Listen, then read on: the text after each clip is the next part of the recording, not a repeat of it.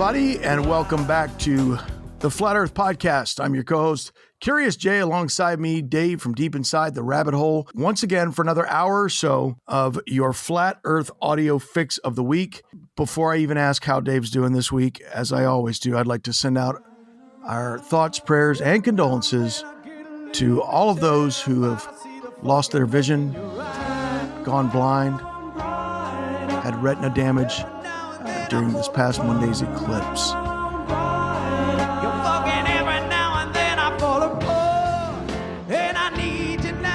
Now that depressing note's out of the way, Dave, how are you doing, man? Hold on. Oops, where's my microphone? There it is.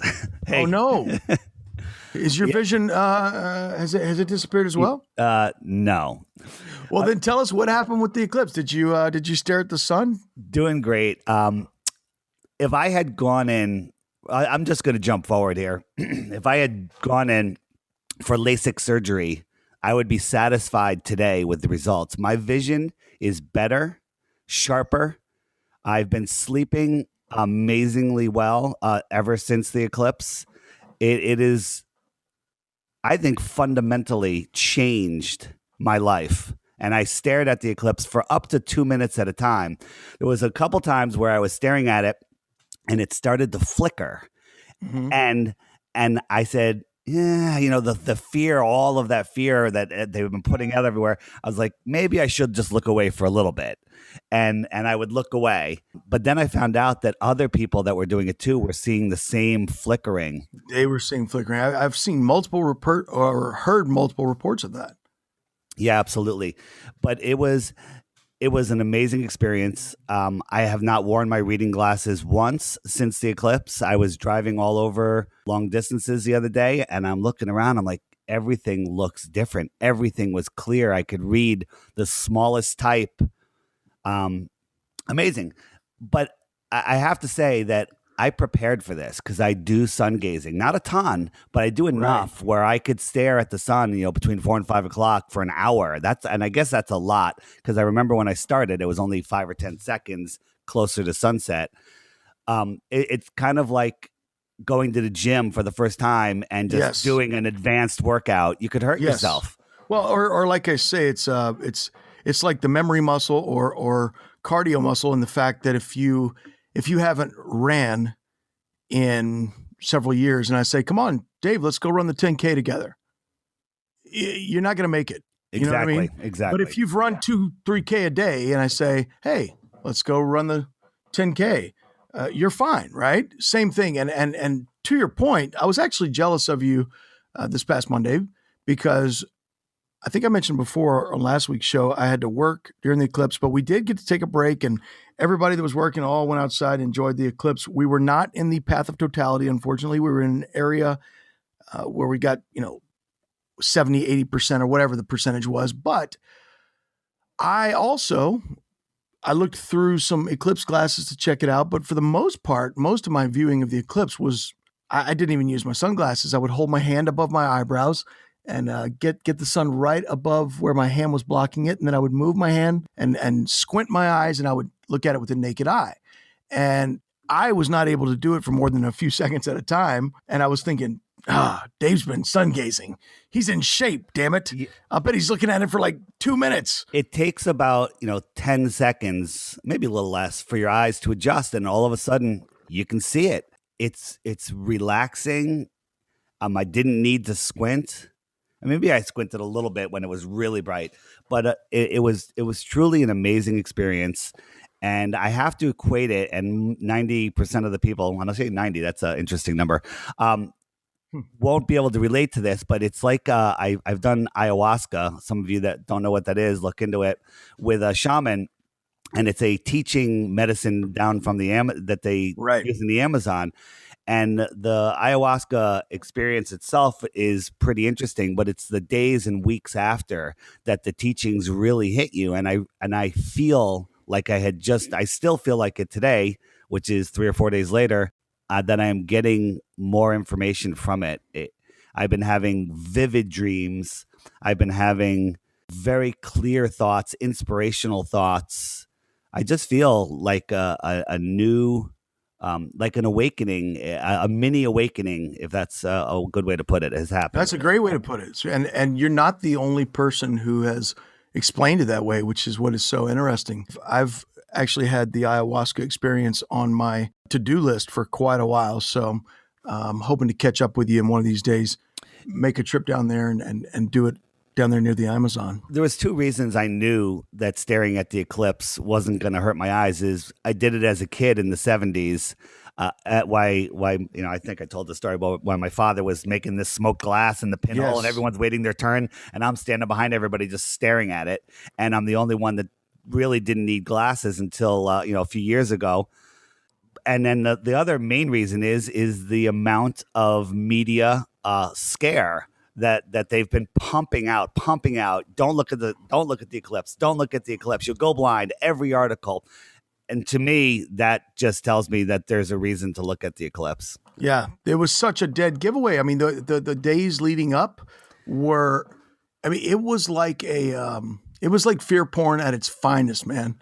Unbelievable. Let me tell you how much fear they put into people. A grown woman was down there at the beach where we were, and she goes, I've got an idea. And she puts her regular mirrored sunglasses on the ground.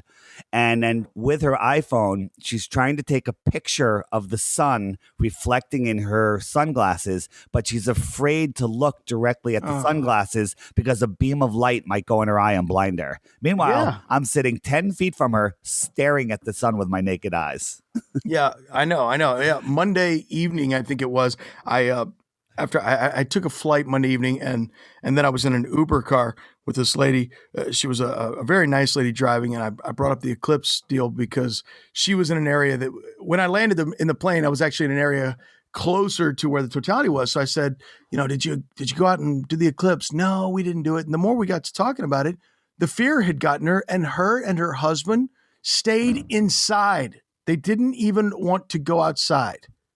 This woman that was trying to do it, and I said to her, it's not going to hurt your eyes. I said, look, we've been staring at it for over an hour. And she's like, I can't look. And people were afraid to look in the corner of their eye, just glance up at it for a second. And it was truly the mind programming. That's right up there with don't question the shape of the earth. Yeah, it sure is. They were so scared of that. And speaking of the eclipse, you put out a very interesting video that I thought was extremely well done that summarizes kind of like our thoughts prior to the eclipse on the projected sun with the moon / not moon passing in front of it. What is the title of that? Is it Projected Sun, maybe? Our Projected Sun. I did two of them, a follow-up one. And if you get to the second one first, it tells you to watch the first one before you watch it.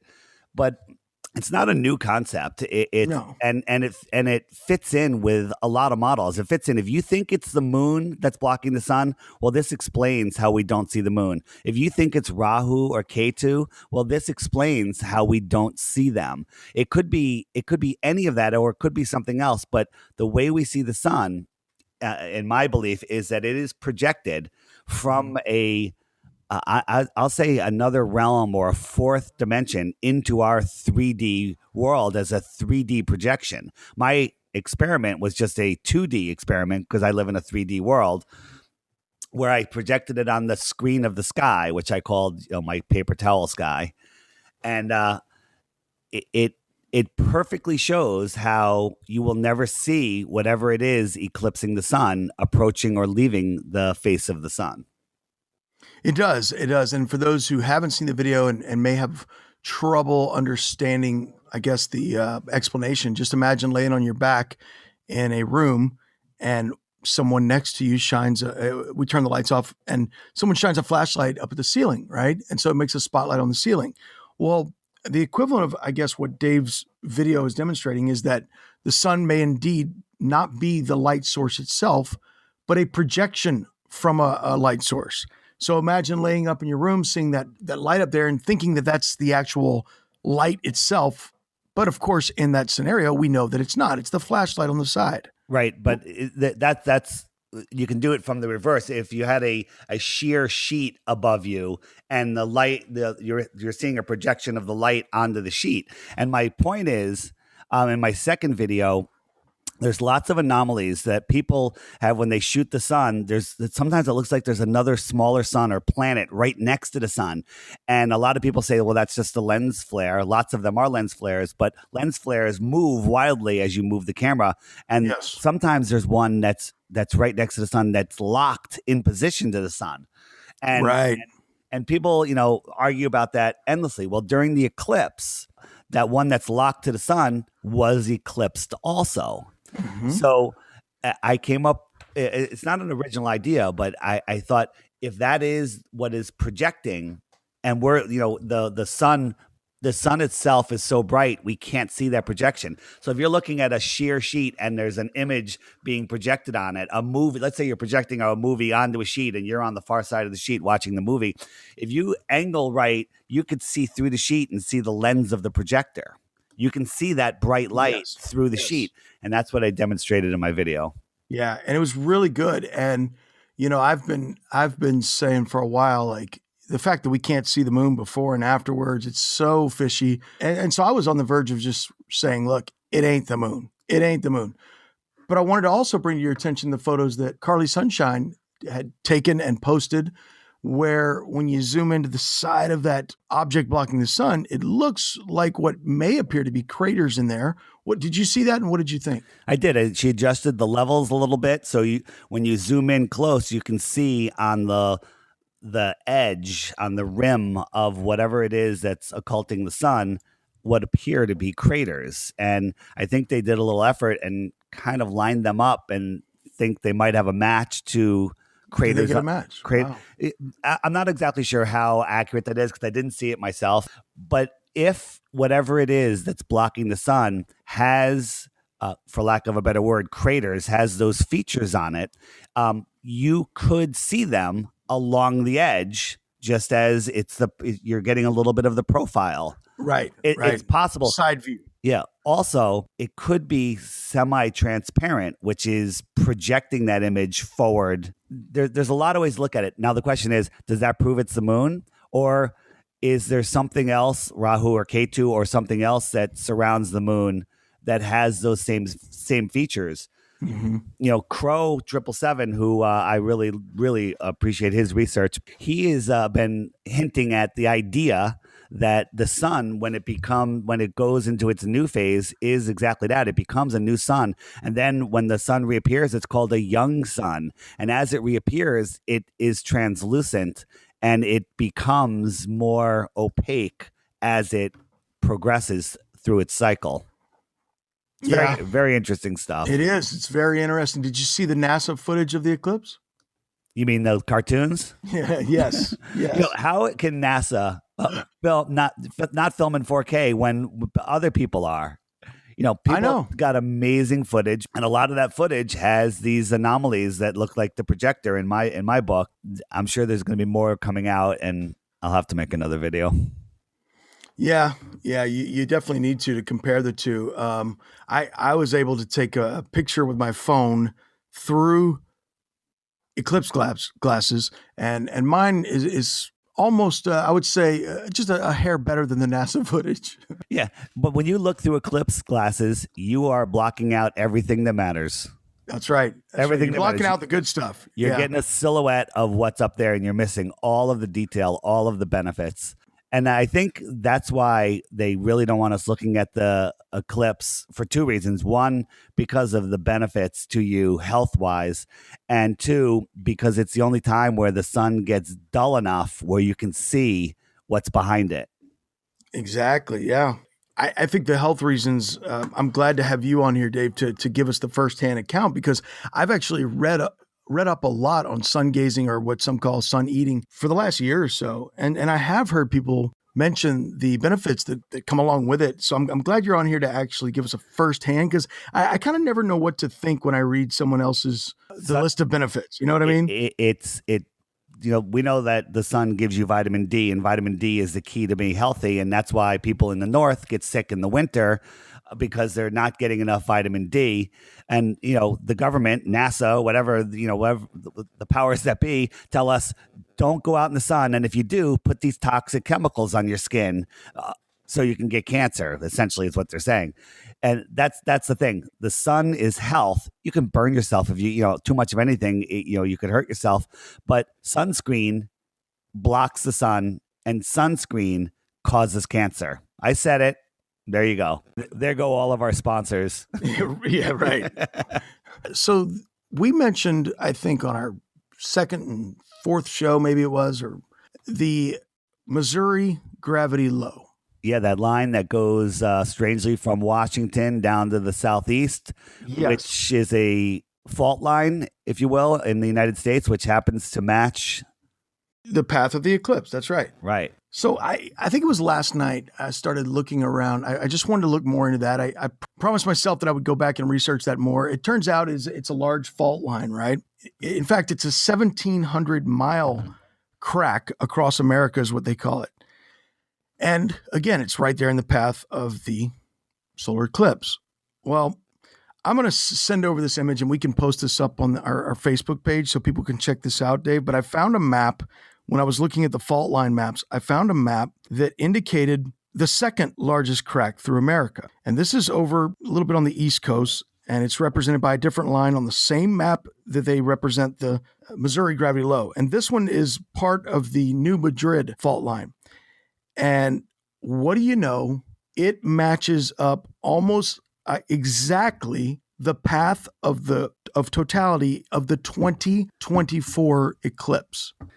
And my mind was blown. It was like 2 a.m. I was like, oh my God. I sat up out of bed. I was like, what does that mean? I don't know. But I find that to be the most unbelievable coincidence ever. I mean, what are the odds of that, Dave?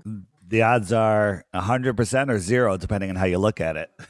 Well, true. Yeah. I mean, in the heliocentric model, though, if they say that the fault lines are due to plate tectonics and things like that, and in no way related to our sun, moon, earth system. I mean, if they're not related, and the heliocentric model, if somebody calculated the chances of any 1,700-mile stretch on Earth getting a solar eclipse, right?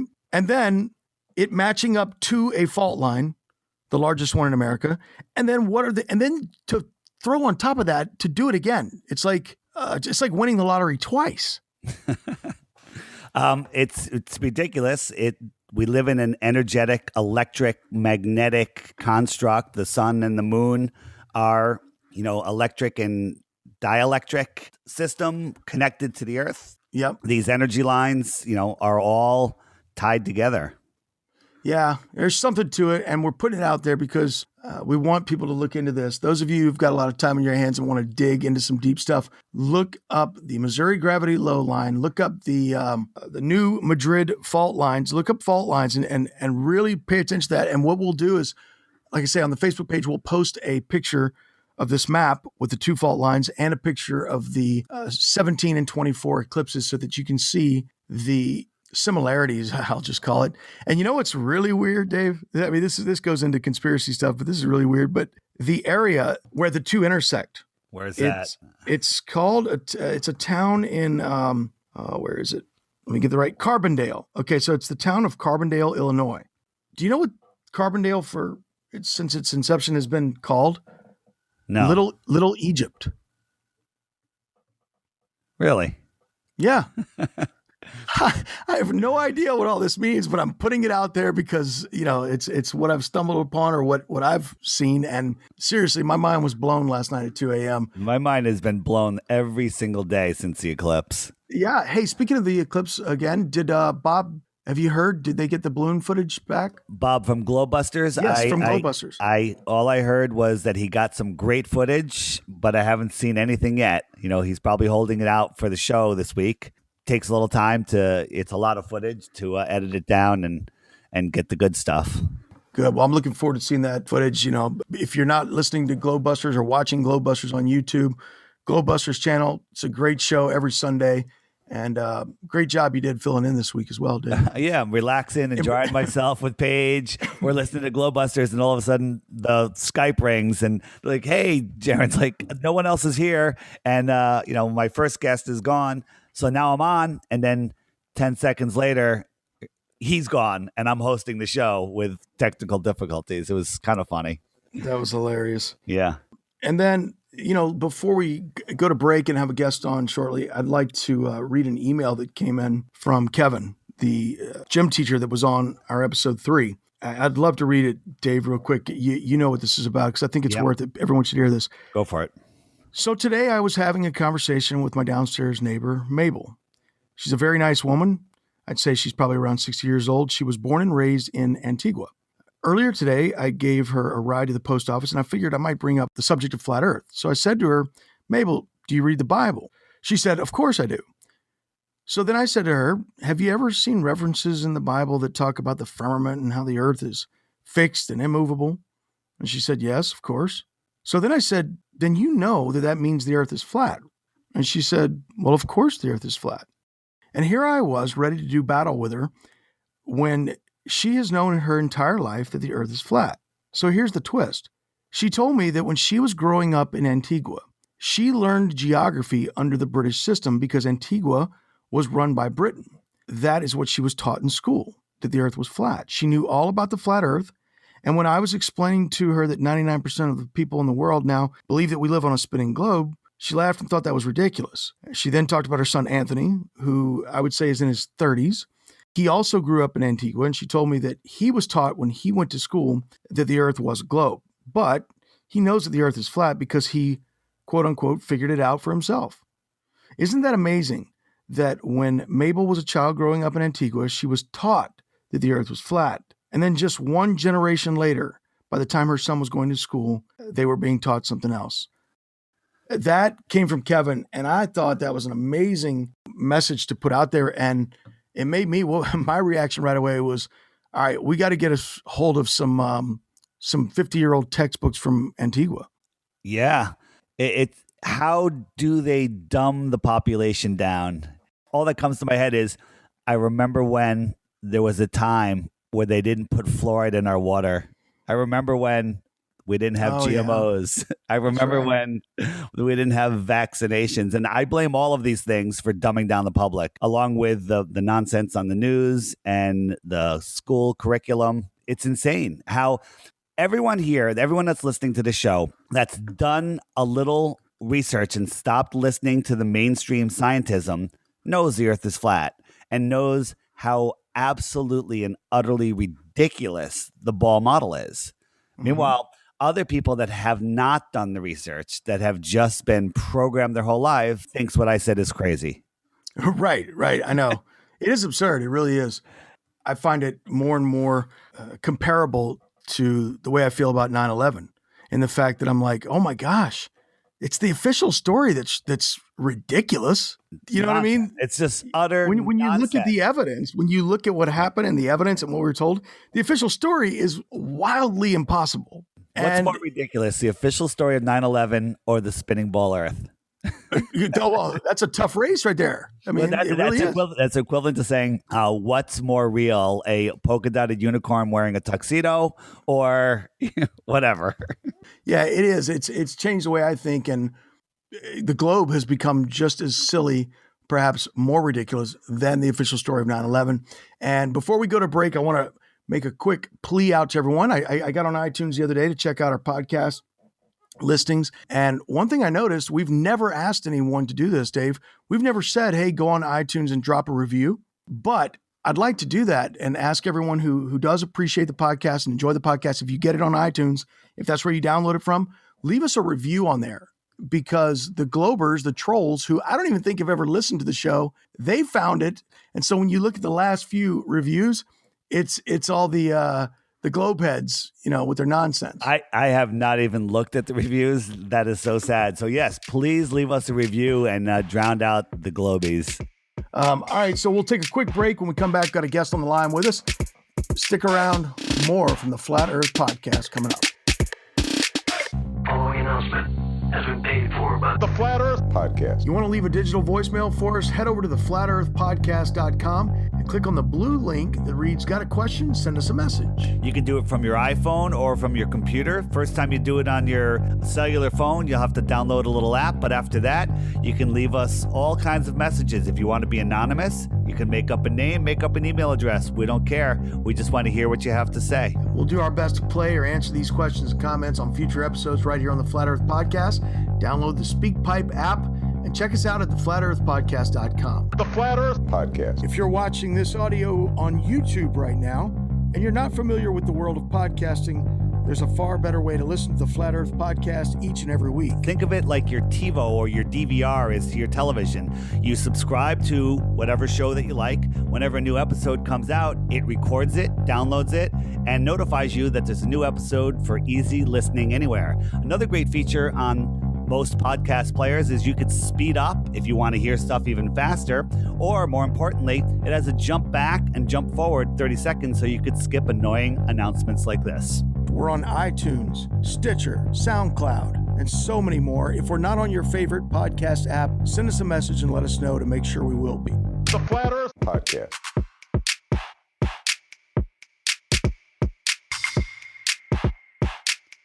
All right, back here on the Flat Earth Podcast. And Dave, got a surprise guest for you this week. So I know how frustrated you were with your appearance on the Raven Effect podcast, right? Yes. And I think I even mentioned last week that I don't know Raven personally, but we have mutual friends. So I decided to call up a mutual friend. This guy has been in every wrestling organization there is, folks, from WWE, WCW, ECW, TNA, and everything in between. He's a good friend of mine, and now he's actually the current trainer, or conditioning trainer, I should say, for Colby Covington, the MMA fighter. He is also a co-host of the Conspiracy Horseman podcast, which was the one that I appeared on just a few days ago. Stevie Richards, ladies and gentlemen, is here. Stevie, how you doing today, brother? I'm doing great. Thanks for having me on the show, and good to talk to you, Curious Jay, after the great discussion. It was 2 hours. Our last episode of the Conspiracy Horseman was really, really great. One of our most downloaded episodes already, and it's really gonna show that this subject, or just conspiracies in general, it should be discussed. Yeah, welcome, Stevie, and that really was a great show. I listened to it twice. Thank you. Appreciate it. Yeah, and I think, well, you know what's funny about that is I think Stevie told me, I think he's listened to the Raven Effect show that you were on, Dave, a couple times as well, right, Steve?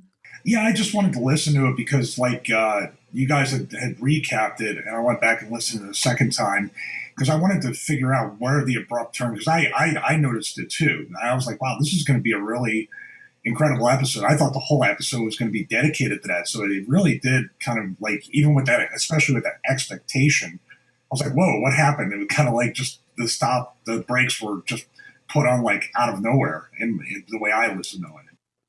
Yeah, that's exactly what happened. It when you're having your world shattered under your feet, sometimes it's better just to turn away and say, no, send me back. Well, it was incredible. It was incredible, too, because Raven and I we started discussing conspiracy theory. He never knew I was into, and I hate to say conspiracy theories because, in my opinion, the official stories are usually the real conspiracy theory.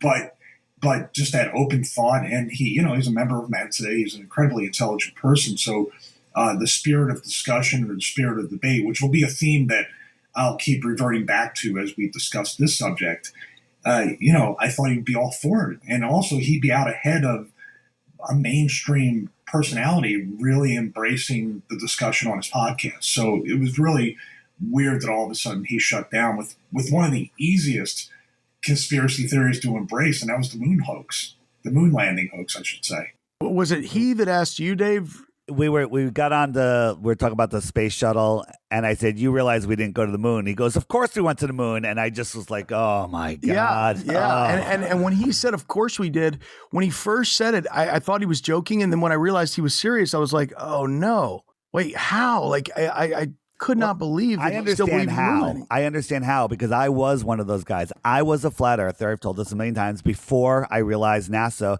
was a joke. And the only reason is because I never looked into it. I just trust men, what people tell us, and I never looked into it. I was, I heard about the moon hoax, and I was led down a gating path, and I was like, that's nonsense, and I never looked into it. But anyone that takes I don't know, 5 minutes to look into it, you realize it's all nonsense. Yeah, and I wanted to ask Stevie something because I remember Stevie was working on another show. This was about a year, maybe a year and a half ago, like maybe April of 16. And I remember Stevie and another friend, Robert, asked me to come on this show that they were doing and talk about the flat earth. And at that point, I don't think your flat earth, I don't think you guys knew much about it. But do you remember that, Stevie? And what was it that made you, like, at what point did you say, oh, okay, maybe there is something to look into here? Well, most of the way is just the way I embrace technology, fitness, or anything else. If it's something I'm not familiar with or something I don't know, I want to reach out to people that have researched more, that do know more, and talk to them. And then from that point, whether I believe it or not, do my own research after that, and then maybe have multiple discussions like we've had over the past year or two. We reconnected by kind of like by happenstance or destiny or whatever, you know, and it was just kind of weird. It was based on the missing 411. Robert and I had just discussed it on the podcast, and you had showed up and you literally had the book laying on top of your backpack or your messenger bag. And that's what started us talking about stuff like this. So it's really just wanting to know, thirst for knowledge, whether or not I hate when these people say, well, I'm into the 9/11 conspiracy, but the flat earth conspiracy or this other one is a big waste of my time. Well, how do you know if you haven't gone all the way through the entire research process or paid attention to it for any length of time? You don't know. That's really closed-minded. And like I said, that's something that I try my best not to be. In defense of people that do that, I understand it. We all did it. I did it first. At first, I did. You're right. But my favorite line now is condemnation without investigation is the admission of your indoctrination. Yeah. Dang. Yeah, and that's the thing too. I think just like we discussed on the show about lazy science, at best, lazy science. I really do think lazy education. Like I want to sit back and look at this TV and have everybody tell me exactly the way the world works. And it just festers and grows from there. And that's indoctrination basically to a T today. Yep. And it's kind of like you hear this phrase uttered in politics sometimes, but, it's like either he or she in charge was incompetent or they're lying, whether it's the Hillary email scandal or anything else. Either she's incompetent or she's dishonest. I look at the education system that way as well. When it comes to this science stuff, it's like, if they're not being straight up deceptive, then they're idiots. And I don't think it's the idiots. I think it's deceptive in this case. Well, you also have the fact that if they're idiots and you're smarter than them, then how dumb are you to, well, we can go on a whole other conspiracy about voting and stuff and who gets, quote, elected. But if you're voting for these people, then what's that make you? Maybe that's the part of the insecurity that people don't want to realize. I know there's a lot of things I'm dumb about. There's a lot of things I'm stupid about. There's a lot of things that I have a lot to learn about. And even the things I know, I still have a lifetime to learn. The technology, the fitness, this stuff, everything. I know I'm going to be researching and doing this stuff for the rest of my life. Maybe that's a little intimidating to people. It sounds like an awful lot of work. Yeah, but I think Dave and I completely understand. I love it. I love to know that I'm never going to be content. I'm never going to be placated in any way, form, or fashion throughout my life. It's almost like an awakening. Whether or not I end up believing in flat Earth or these other things that I research or anything, the journey to know that stuff is what makes me open to listen and to come on this show and talk to you guys. Yeah, I don't think saying that you'll never be fulfilled, because I feel very fulfilled. What I know is I'll never be just thinking I've discovered it all, like that famous line. We'll never have all the answers. There's nothing more to explore, Truman. It's all been explored. It's all been discovered. It's amazing how much there is to learn, and it's exciting, and it's exhilarating. Yeah, I was mainly speaking of my body dysmorphia with working out. That's what I meant. But I'll never be satisfied. I'm not sure how much Dave knows about the wrestling business, but Stevie, I think I know the answer to this. But why is it that so many wrestlers are into the conspiracy theory stuff? I think a lot of it has to do with the fact that you are kind of, so, without cursing, mind effed in so many different ways in wrestling. And there's so many he says, she says, and there's essentially a lot of conspiracies in wrestling because someone will tell you to your face that they think you're great and blah, blah, blah. But every action that they do will show that they think you're not, or they don't think anything of you. And also it's always these different, I used to call WWE Al-Qaeda Entertainment because there were so many sleeper cells because nobody knew what was going on. And I'm joking, but I'm not, because it was always these things that happen. I remember one time I went to Vince McMahon and I was talking about my place in the company and opportunity, and really went to him for advice on where he thinks I should go, or if I should be released, or what the next step should be. And he's like, I have no idea. I'll have to look into that. And I was like, who do you have to ask? You own the company. You're the owner. But that's the kind of, I feel like that's the kind of word salad, as Dave would say. I love that term. It's just, there's just talking words, doesn't mean anything. And it really is just the fact of, if I just keep saying this, people will believe it, which I think translates over into, plus it's sort of, it's make believe. It's a manufactured world, and it's not real. Yeah, go ahead. I've got a question since you brought that up. So Vince said that he had to ask, right? Is that what you just said? I'll have to look into it. Like, I'll have to look into it. So it's, in my book, is Vince is just not a derogatory, but just a puppet that he is being controlled by somebody else. You know the famous scene at least in the conspiracy world, where I think it was Hulk Hogan and somebody else talking about taking down the Twin Towers, and basically they're telling the whole storyline was the crumbling of the Twin Towers. Do you know what I'm talking about? Yeah, we covered it in an episode on predictive programming. So where did that narrative come from? Who inserted that? It wasn't Vince. I mean, but he was told this is what we're going to do, I'm guessing. Are you guys just handed narratives and you just have to play them out? Back when I was there, I was there between the bridge from it just being really more of the Wild West, and then the writers came in and the scripts came in and stuff like that. I've seen both ends of it, the before and the after. I could believe that after a little bit more. And before, when I was there, and I started in '99, so it was after the Twin Towers promo and the Savage Hogan thing. I'm not sure. They might have been given bullet points to say, but I can't speak on that. And that's where a lot of times I tried. It's fun to speculate, or it's fun to kind of connect the dots and stuff.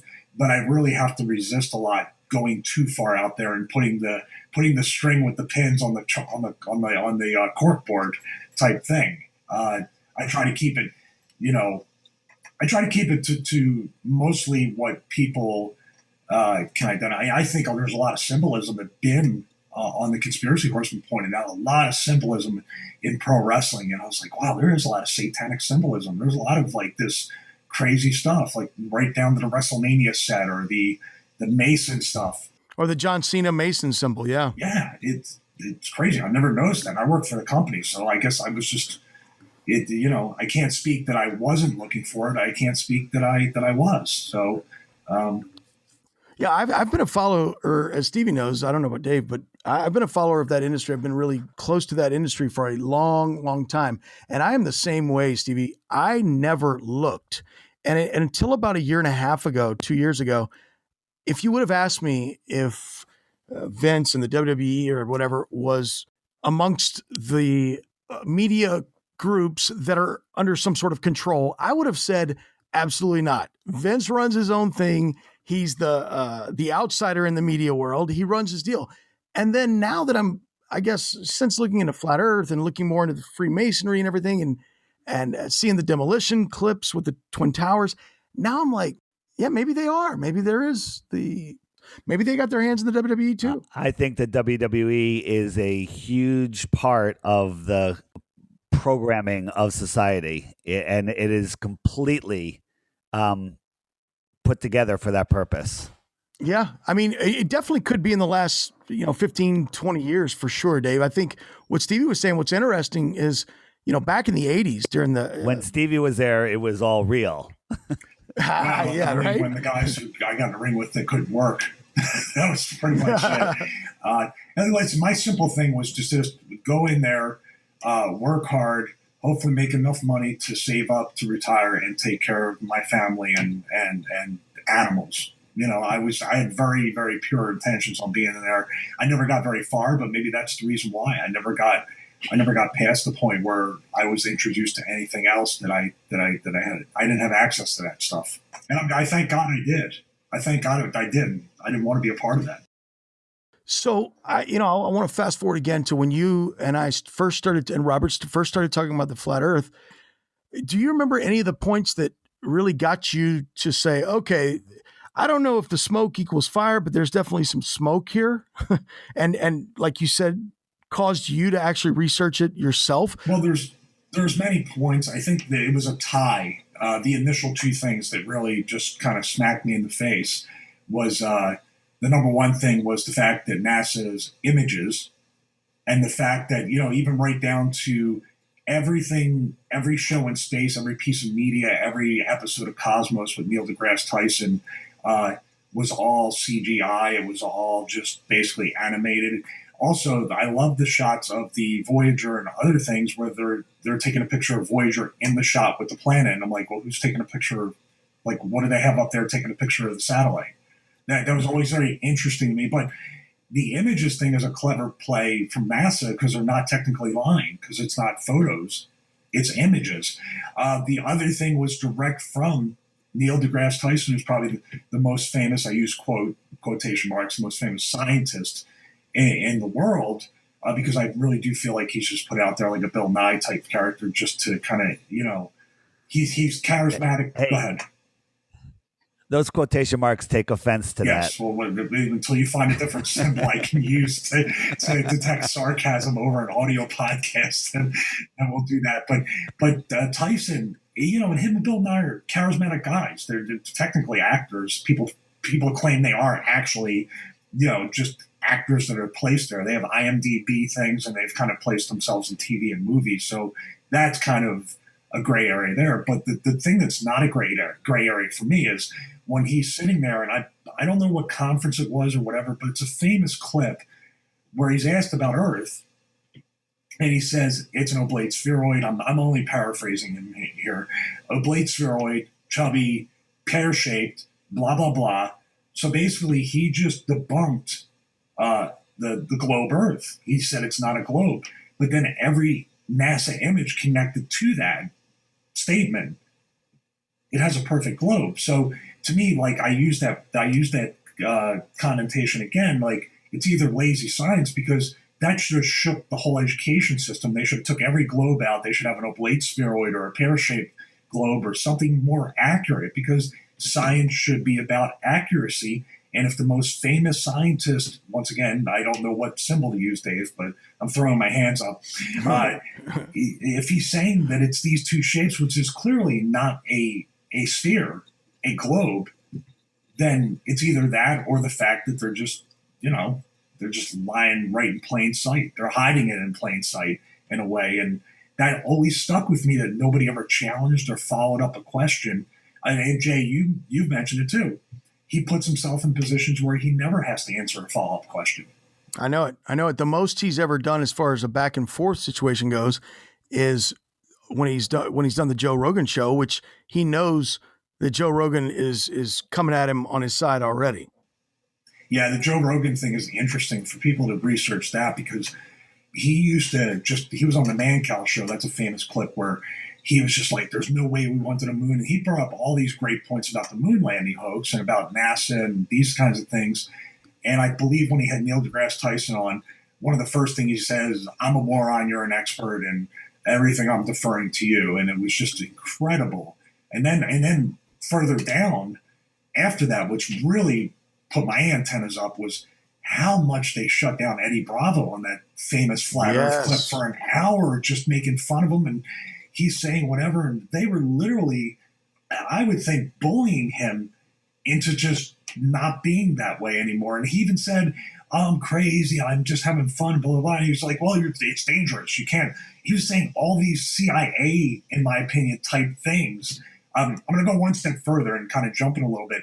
He had a CIA guy on talking about how Oswald can make the shot in the JFK assassination. And he was like, I know, my God, anybody can make that shot. And making fun of Jesse Ventura for even questioning it. Like, really, like, I think borderline offensive, like insulting to anybody that wants to even research this stuff. It was really weird how Joe Rogan, and I'll probably bump into him in Brazil during the UFC fight for Colby Covington, but it's just weird how he just did such a 180 so quickly. Joe Rogan has completely sold his soul for money or whatever. I have a video on my channel on the DITRH YouTube channel of him admitting it, that saying that he will lie to his mother. And oh yes. He says, I'm available. If you I'm available. I'll lie. Just pay hook me up and I'll lie to my mother. Yeah. Yeah. He is a complete and total sellout to humanity. He's a disgrace. So do you think will you let him know I said that? I will. Do you think he was saying that?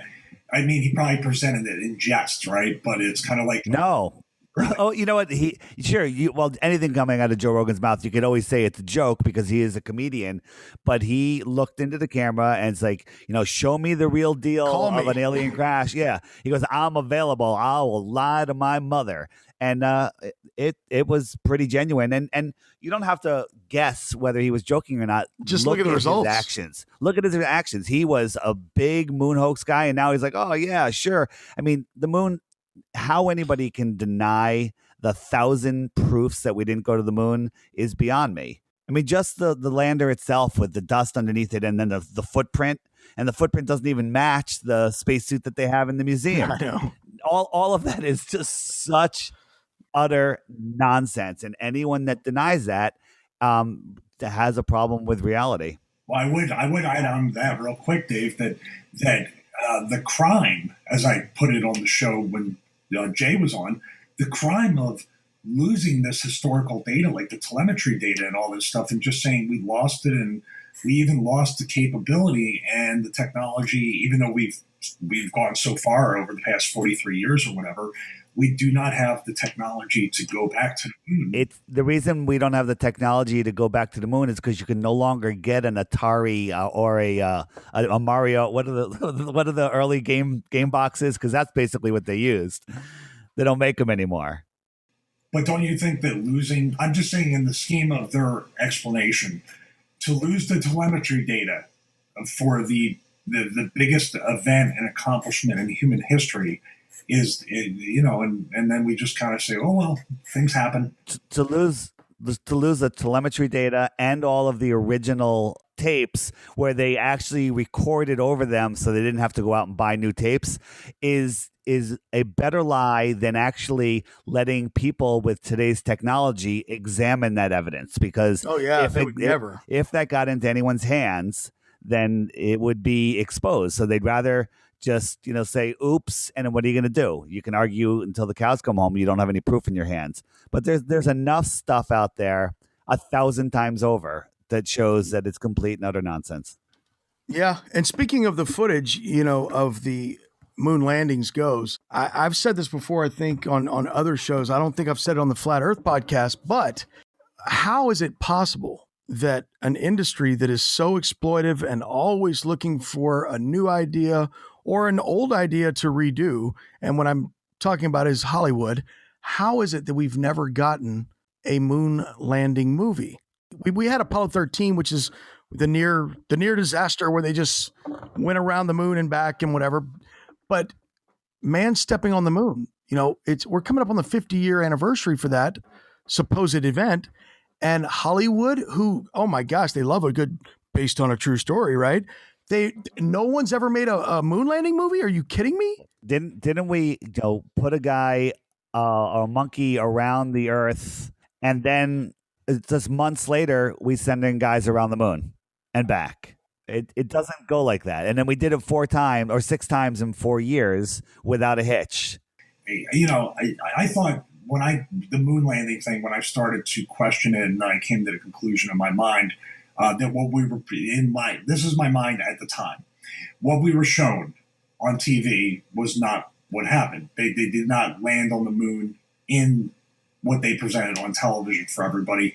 And I had hoped and prayed that it was the secret space program, that there's all these aliens, that there's all this stuff going on. And I truly, because both sides of it, the flat Earth side, which is also sometimes tied in with the religious side, because a lot of the stuff in the Bible talks about the firmament, talks about a flat Earth, talks about a dome, all that stuff.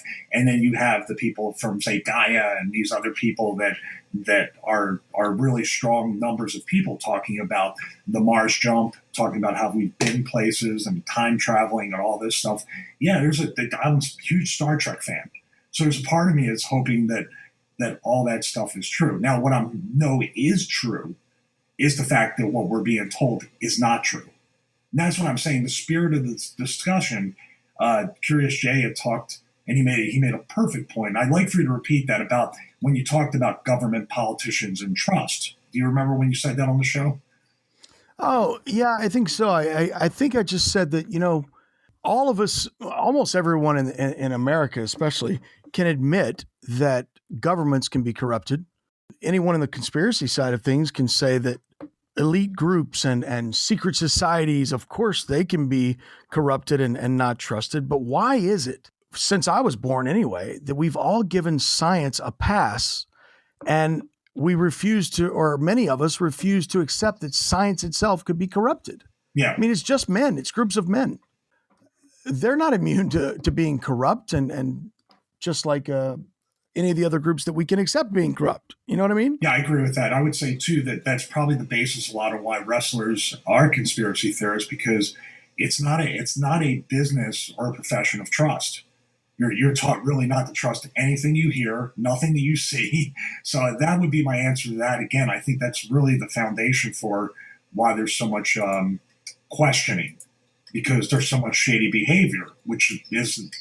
Yeah, you guys work in a business that is really based on someone is working you at all points. Yeah, whether it's your friend in the dressing room or the promoter or whoever. I mean, someone's always got an agenda and giving up an official story instead. You know what I mean? Absolutely. So looking at this, and there's all these other theories out there we discussed on that show too, Curious Jay, when you were on, about also hollow earth, energy walls. We have researched and looked into and continue the Mandela effect and CERN. And, it's another thing too. Nobody talks about CERN with this flat earth theory. Do you think they have anything to do with what's going on, since they're the most famous science organization in the world right now? Yeah, Dave, what's your thoughts on CERN as it relates to flat earth? CERN on a ball, CERN on a flat earth, it's the same thing, except that we can't live on a ball, of course. I'm not the person to ask about CERN. I've listened to a lot of Anthony Patch. I've listened to a lot of people look at it. They're not looking for a little particle. They're using it to break into other dimensions or to open doorways, stuff that's beyond my ability to really comment on it intelligently. I want to just comment on what you said, Dave. I wish more people would do what you just did. So many people out there they're afraid of saying they don't know something. Yeah. They're afraid of saying they all want to, and that's what I think happens a lot in media and these people. I see it all the time in fitness, and I saw it in wrestling. People just BS their way, and if they act, because people are so weak-minded, and they follow anybody that seems to know more or acts like they know more, and that's what they do. If you have the confidence to make it sound like you know what you're talking about, people will listen to you. And that's very dishonest, and I think that's a lot of the problem in today's society and world is, people are just, too scared and insecure to say, man, I don't know about that. I don't know anything about that. I'll get back to you. I'll look into it. Go ahead, Jay. Oh, no, I was just going to say, I think I mentioned it on the show the other night, like when they asked me about something, one of the guys asked me something that I didn't have the answer to, and I said, I don't know for sure. I don't know. I've heard the theories, but I don't know. And it brings to mind the quote that I'd read recently where, I'd rather live in a world where some questions can't be answered than to live in a world where certain answers can't be questioned. That's how I feel, man. If you don't know, say you don't know, and let's keep digging. Following announcement has been paid for Podcast. The Flat Earth Conference 2017 takes place this November from Raleigh, North Carolina. Tickets are sold out right now, but visit their website and get on the waiting list. Or just head down. There's lots of people heading down to an adjacent hotel where they'll be live streaming in an auditorium and lots of outside stuff happening. A big Flat Earth hangout. And if you want to contribute to the massive Flat Earth billboard that's going up down in Raleigh, North Carolina, head over to the website, flatearthpodcast.com, click on the link that sends you over to the billboard campaign. The billboard is 14 feet tall by 48 feet wide. It'll be the biggest Flat Earth billboard to date. It'll be running for a month before the conference and ending the Sunday after the conference. Head over to fe2017.com now. The Flat Earth Podcast. And if you are coming down to the Flat Earth Conference in November, on Wednesday, the day before, we're going to be kicking off the conference with a gathering at the Flat Earth Billboard, which is just 2.5 miles from the conference center. We're going to have hundreds of people there. We're going to have a drone up filming us. We're going to be live streaming it to all of the different media across the plane, and we'll be interviewing people during it that'll be going out over the live stream. Be part of that. You don't even have to have a ticket to the show. Just join us and listen for more information here on the Flat Earth Podcast. The Flat Earth Podcast. Yeah, so just getting back, we touched on 9/11 earlier, and you're talking about CERN. A lot of people don't know what CERN is, and then some that do know that it's this one in Switzerland that's 17 miles and around or whatever it is. But a lot of people don't know that there's particle colliders, if that's what they really are, all over the place. There's some around me. There's a huge one in Texas. Yeah, there's one in Long Island, which is, I forget the name of it off the top of my head. Maybe it'll come to me. And if you look at it on Google Earth and you line up the wheelhouse or whatever it is, it definitely has an angle that it points. And you draw a line from its center through its lens, if you will, or whatever the heck that is, towards New York City. It splices everything, and the first building that it hits is the World Trade Towers. Shut up. It goes between everything, and it's directly pointed at the World Trade Towers. Yeah, very interesting, because there's a lot of symbolism, especially with CERN, and if you don't believe me, look up the Gotthard Tunnel opening ceremony if you want to see some crazy, scary That's symbolism. Insane. It's crazy. That's unbelievable. I mean, that alone, the tunnel, the opening of that tunnel was crazy. Anybody that can see that and doesn't realize that some messed up stuff is going on. I was going to say some fucked up shit. I know, right? I don't know if we can say that on the podcast. Oh, I didn't know. Hold on, let me look at the bylaws. I'll have to the bylaws. What are our bylaws? Yeah, I think we can. Okay. Yeah. That tunnel ceremony opening is my ace in the hole if I'm talking to someone who cannot connect the dots with science being evil. If someone can't accept that they're corruptible or that they could be bad guys, let's say, even involved in science, I say, here, check out this video real quick. You need to see this. Maybe this is just a wild thought. I have absolutely no proof. Maybe they're using these things to get out of our flat Earth realm, to be able to go to other parts of this flat Earth. Maybe we are contained behind and maybe the barrier That's how you break the barrier. That's how you break through the barrier. Hillary Clinton with her speech, with the glass dome, that one day we're going to crack through it very soon. And yeah, I want to ask you. Actually, I was just thinking about it. You've been my biggest influence, Jay, over the past year or two with two of the biggest theories out there that have been, for one reason or another, have been on the forefront. That was Mandela effect and now flat Earth. I have a question for you. So I'm interviewing you guys now. I have a question for you, because how do you see, if at all, because you were putting out some great videos on Mandela effect, which has some legs, and also as far as the Earth, and the shape of the Earth, you're putting out great points on that. How do you think these things? I mean, when you're on Raven's thing, and I'm just going to sidebar to you, Dave, real quick. When you were on Raven's podcast, he was asking you repeatedly like, then what? I mean, then what is it? Is there a wall? Is it an infinite plane or whatever? You kept saying, I don't know. I just know this. Yeah, people expect you to know everything, Jay. So, or me or Dave. And the question really about the Mandela effect and flat Earth is, like, can they coexist with each other?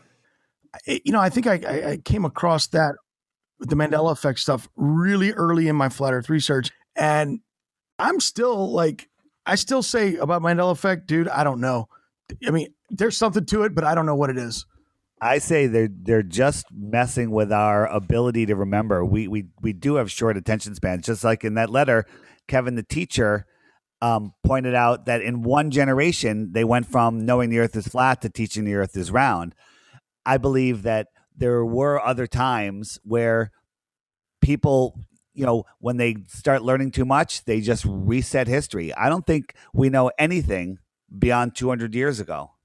You can't trust anything, and the history that we're told is by the people that are controlling us now. They told us that people had chisels and hammers and built pyramids, which is utter nonsense.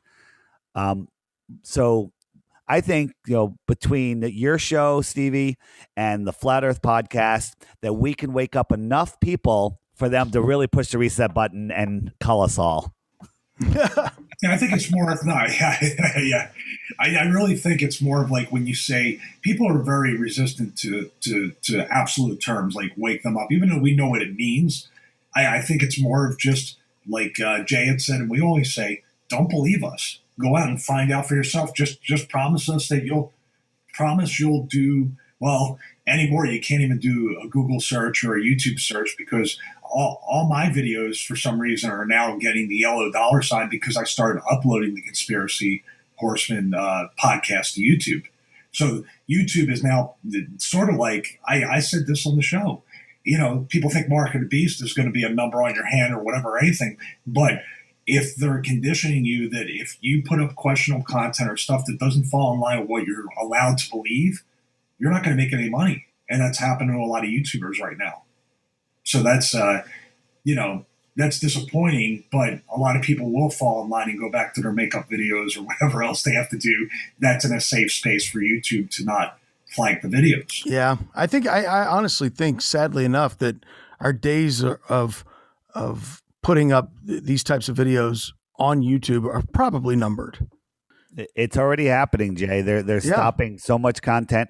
And then if you're just go to a regular computer, search on your computer for Flat Earth or 9/11 or whatever, and see what comes up. It's a lot less than it used to, but then try it from somebody's computer that never looked into a conspiracy ever, and you get served almost nothing. It's all mainstream narrative stuff. Yeah, all the related videos will usually be, I'll do that experiment, as a matter of fact, maybe I'll record a screencast on it, but, if you go to somebody who doesn't have it, I've been told that the related videos will all mostly be what debunks it or marginalizes. They don't care what we know because we already know. They just care about other people not knowing. Yes, and in fact, as you were saying that, Dave, I realized that the browser that I had open is on a brand new computer, and it's a browser that I have never searched on before. In fact, it's auto set to, I believe, like Yahoo instead of Google, right? So the first time ever, I typed Flat Earth in on this browser as you were saying that. And of course, the first thing is the Wikipedia entry, and then the Flat Earth Society, and then 3 articles after that about Flat Earth truthers. Are they being serious? You're right. There's nothing, there's no ODD video popping up on here. There's no Eric Dubay page or anything. It's all the stuff that you don't want the person you just mentioned this to see when they first pull it up. They're very effective. If somebody's looking at Flat Earth for the first time, did what you did, got those results, they would look at the Wikipedia, they would go to the Flat Earth Society, and then they'd just say, this is nonsense. I'm never going to look at it again, no matter what anyone else ever says to me. Yeah. Oh, you know what? I wanted to read a quote. I think I sent both of this to you a couple days ago, and it's something that I wish I would have had in my hand whenever we were doing the Conspiracy Horseman podcast, but I stumbled upon it a few hours after that.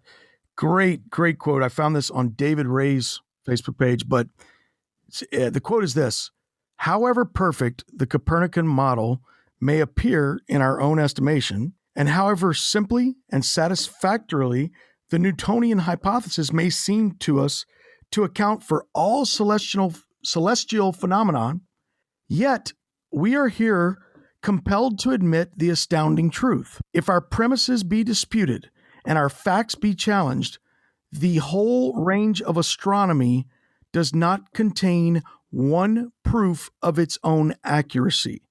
And that is a quote from Robert Woodhouse, professor of astronomy at Cambridge. That's what I always say to people that are debating flat Earth. I say, can you show me one proof that we live on a spinning ball? And nobody has ever been able to come back. Well, except for Raven's awesome proof there with the skydivers. Every single skydiver has always said they see the curve of the Earth. He sends me a picture of the skydivers where it's at an angle, and I just looked at it, put a straight line on it, and the horizon's perfectly flat. I've known Raven for, God, since almost the beginning of my career over 26 years ago. And I will say this, knowing him, it depends. Like if he gets into a situation like that, and when you said he kept slamming you with, like, instead of one question at a time, 15, that's him just controlling the conversation. It's what everyone does when they get into that situation. Their ego or their subconscious will throw out stuff because they realize deep down inside that their paradigm is going to be destroyed, and they're not ready for that emotional pain. You know, our minds will do anything to avoid emotional pain or something that'll destroy what we think makes us feel safe. True. And also, he put through a little humor in there, and he has Busby there for comic relief. And it would have just been probably better if it was just you and him having kind of a debate. Maybe if he prepared with the points he wanted to do, and something like that, I believe, kind of has to be, in retrospect, in 2020's hindsight. But you have to kind of approach it in categories and let it breathe. And you can, that's how I approach when I talk to people about conspiracies and stuff. I always end with a question, and I know you guys do that too. I don't ever make any the derivative statements or absolutes. I just ask them a question, and most times that's how it was done to me, because I'm very spiteful. I will not. Stevie, let me ask you a question. If you and I were going to have a flat Earth versus globe Earth debate, do you think you could prepare for it? You're taking the globe side. No. Okay. So what are you saying in real words? What are you saying? No, I'm saying what's easier to digest. Now, there's a saying too. Everybody wants to be first to be second, because nobody wants to look stupid. Did you ever hear that saying? So I know it's a little, and I'll be quite blunt with you. It's a little intimidating and scary to put something like that out there. It's still kind of dangerous. Back when 9/11, it was dangerous to even say that it wasn't the official government story. We're kind of past that now, and now everybody kind of marginalizes flat Earth, or even the opposite. When people say there's a secret space program or we didn't go to the moon, people marginalize that. I would say that I approach it this way. I know that whatever shape the Earth is, I know that whatever is believed or disbelieved, that they are hiding something or they're lying to us about it. I'm talking about NASA and government, whoever's displaying these images, whoever is telling us the moon landing story. I think that's the foundation that a lot of people would embrace more, and then open up to that discussion from there. The problem is that I don't know what it's going to take, and you probably ask yourselves this every day, what's going to take, or what that event is going to look like when people finally do really question the narrative. And then what's going to happen after that? Because in the 24-hour news cycle, we're in this situation, like you said. Now people have no attention span. The next day, everybody gives up and goes back to their lives.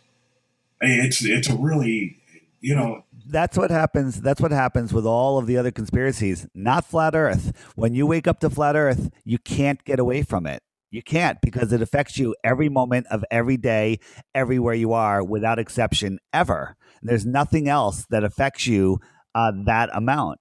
So once you see the truth, what I was trying to say before was there's really no really good flat Earth debates because the glober, if they prepare, they realize the Earth is flat. Or if you do the debate and they actually listen and they put their egos down, they'll become a flat earther. But there, something like what the conversation with Raven, he refused to listen and he was fighting for his belief. I'm not fighting for my belief. I'm fighting for the truth and looking at the evidence. I would be thrilled if somebody could show me proof we live on a ball. But I just don't believe it's out there. But I'm willing to look, and I don't care if the earth is flat or round. I just want to look at the evidence. And all of the evidence points to not round, not a ball.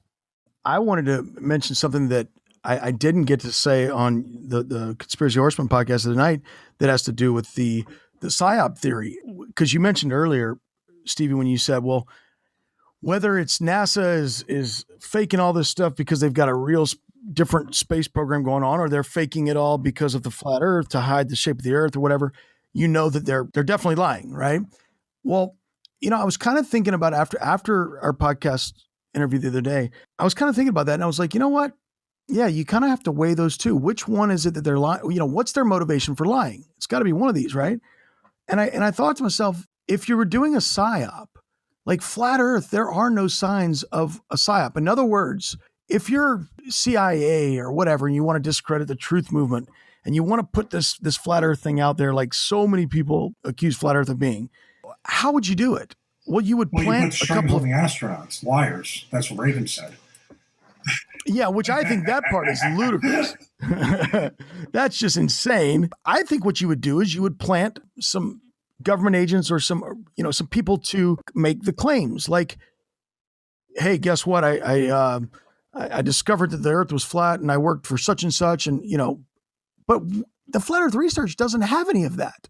The points that lead you to understanding that the globe is a lie, it's not something that could be planted. Like, they didn't go back and falsify the Ares failure experiment or the Michelson-Morley experiment and then hide them. Like, they didn't create them 2 years ago and hide them and say, let's plant this for the flat earthers to find. Like, it's almost impossible. However, when you look at the secret space stuff and where all of that knowledge comes from, it's almost always a whistleblower. And I think to myself, well, that actually could be very easily psyoped. There's so much information today that will make your head spin one way or the other. I just feel like going back to that, it's not me avoiding the conclusion that the Earth is flat, the Earth is a globe, or whatever it is. It's more of me. It's easier to digest, and it's actually got a lot more credibility across the line because, like you said, we know the government lies. They steal our tax dollars. Politicians lie. All these other people throughout our institutionalized places are lying. Even in the stories that we hear in education and history, the history of the way the country was founded, the history of Columbus, the history of all this stuff has already been exposed as not being true, but the history books has not been changed. That's the really frustrating part. But when you present that you're being lied to and people know that, or you present it that, hey, NASA just advertised after 43 years that they're going to have the first real images from space in 72. What happened to the ones in between? What are those? And then just walk away from the person, and let them leave them their own devices. That's where, like, when people figure out they're being lied to, that's great. And then they can go out on their own, and then it can be revisited. This is my approach, rather than just saying, this is the way it is, and this is the way it is. And as true as it might be, or as much as I love your passion, Dave, they will automatically, because they're insecure and they don't know, 99% of them will go, oh, screw flat Earth. I'm never paying attention to that because, my God, that guy just, blew my mind. That's really what you're doing. They're blowing their mind. You're cracking the dome or whatever. You're lowering their ice wall or energy wall, whatever pun you want to use. But people at their core are insecure and don't want to feel stupid.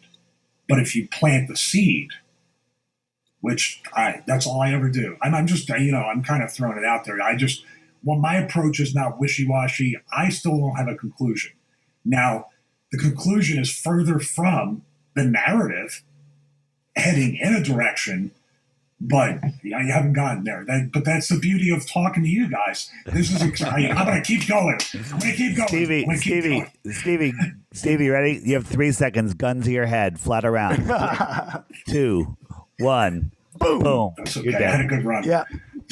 No, I definitely respect Stevie's stance. I understand. I get it. Let me ask you this. This will give us a roundabout way of seeing where you are. I think I know the answer. On a confidence level, 1 through 10, 10 being the most confident and number 1 being obviously not at all. What is your confidence in NASA at this point? 0. All right. Now let me ask you this.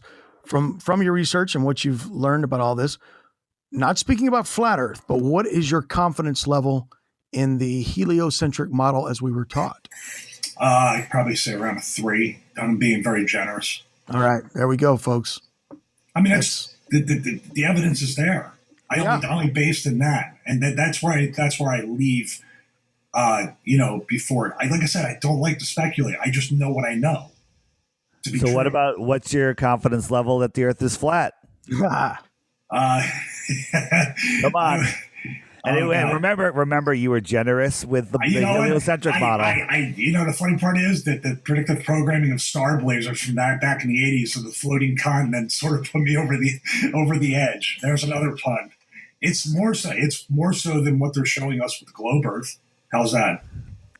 It's amazing how people are so afraid to put a number down. I get it. But most people will come out and say, no, and they won't openly. Jay will tell you, he's known me. I'm a very, very transparent person. It's a fucking scary thing. Jay, I don't know if you can see the chat. He just texted me 10. I did. Actually, I left out a 0. How's that? He said, shh, it's 10. It's right? 10. Don't tell anybody. Kayfabe, brother. Yeah. No, I completely respect Stevie's stance on this. I do, especially, being in an industry that is covered sometimes by the media. And if it gets picked up, what does that mean? You know what I mean? If that were to become a story, what does that mean for you?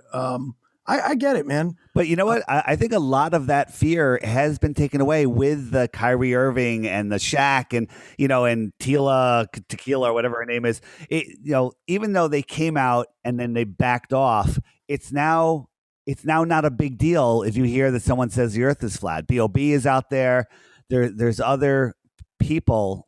David Avocado Wolf made a great presentation. A lot of people know who he is, a lot don't.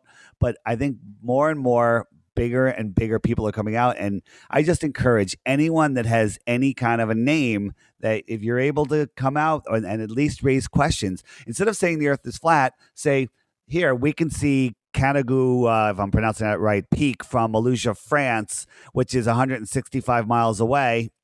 It should be 3.5 miles under the curve or whatever the number is. It's right around that. And it's how can we possibly see that? It's impossible on a ball. And you don't have to say anything else. Impossible. You know what we need to do, going back to something that was brought up earlier, we need to dig up, see if there's a PDF online for the blueprints, the plan for the CERN 17-mile deal. Did they factor in curvature or not? It's a good question. Right. Yeah. When they built the 17-mile tunnel, There's tunnels that to me prove flat Earth because the tunnel would have to keep going down after 10 miles. If it was 50 feet under the Earth, it would pop out. Yeah. I think that the truest statement, no matter what we're talking about with flat Earth, 9/11, whatever, I hate using the word conspiracy. I would just say whatever things are out there that need to be looked at and questioned, they need to be looked at and questioned. That's it. There's so much out there that is just being, put to us in a way that you have to follow up and you have to do your own research, and then you have to do some more because the research you find might not be, accurate. So you almost have to double check, get the second, third, fourth, sixth, seventh opinion from your resources to see, and then kind of come up with your own thing. Don't let someone tell you. Don't let the three of us tell you anything, or the conspiracy horseman or anybody else. Do it yourself. Tell us, these guys are full of crap. I'm going to go check this out. Hey, I want to give a shout out to two videos that came out, and I want to know if you guys saw it. Did you see D Marble, where he called 3 people? No. Well, no, he called 2 friends. One that was in England. He FaceTimed. Oh with him. yes, yes. And then one where the guy was in Australia, and D Marble was in Pacific Northwest, and the sun was above him, and they could all see the sun also. And then he showed in his most recent video where he got a globe and a distant sun, shining on it, where half the globe was lit, and there's no way that all three locations could see at the same time. Then he took a flat Earth map and showed a localized light on it, and it worked perfectly. Yeah. Yeah, that was a really, really fascinating video. He did a great job with that. That was awesome. I'm so glad you remembered to bring that up because I think I saw it before last episode and wanted to talk about that, Dave. It was great. Yeah, we'll link that in on the Facebook page. So make sure you go there, like the page, and give us a good review on iTunes now that the trolls are there. Yeah, right. In closing up, I want to thank Stevie for joining us, of course, and welcome him to come back anytime he wants, but especially when he's ready to make that step, when he's ready to put his name down in the Flat Earth logbook, right? You're more than welcome to come do it on the show, Stevie. I will do that. You will be the first. Wait a minute. Yeah. It's redundant. He already did it. Yeah. In a roundabout way. But when he's ready to actually get the tattoo, you know what I mean? I'm starting to see why Dave and Raven got along so great. Yeah. It's awesome. Cool, man. Well, Dave, you got anything you want to add? And before we roll off, I've got nothing. Nothing. Stevie, where can everybody find you, brother? Well, I don't know if they want to find me now that they think I'm crazy, but they can go to StevieRichardsFitness.com for all the fitness stuff that I do. Patreon.com/Stevie Richards. Actually, for as little as $5 a month, you get full workout programs and downloadable HD video workouts that you can keep forever. And, it's pretty much the most affordable deal out there. I also have a tech channel. You look up Stevie Richards. Well, you might not be able to find it. Now they have a bunch of yellow dollar signs. But if you look up Stevie Richards tech reviews, you'll find my channel. I do a bunch of different stuff. And it's I just try to have fun and educate myself and educate others in everything I do. We'll link all that under this episode on the Facebook page if anybody wants those links. Cool. Definitely. Then you can come troll me at Stevie Richards Fitness on Facebook. Yeah, there you go. All right, folks, we're gonna ride off into the sunset once again. If you download this podcast from iTunes and you love listening to the show, make sure you leave us a good review on there so we can suppress those Globers that have been attacking us on there. We will catch you next week. Thanks a lot for joining us.